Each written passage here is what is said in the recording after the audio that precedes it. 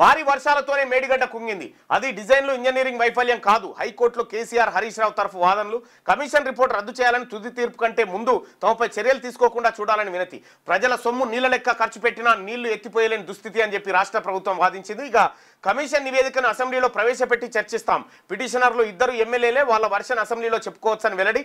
అసెంబ్లీలో చర్చించి చర్యలు తీసుకుంటారా, తీసుకున్నాక చర్చిస్తారా అని హైకోర్టు ప్రశ్న. విచారణ ఇవాళకి వాయిదా వేసిందట. ఇక చర్యలు ఎలా తీసుకుంటారని చెప్పి హైకోర్టు అడుగుతా ఉంది. కమిషన్ రిపోర్ట్ ఆధారంగా పిటిషనర్లపై చర్యలు ఎలా తీసుకుంటారో చెప్పాలని రాష్ట్ర ప్రభుత్వాన్ని హైకోర్టు వివరణ.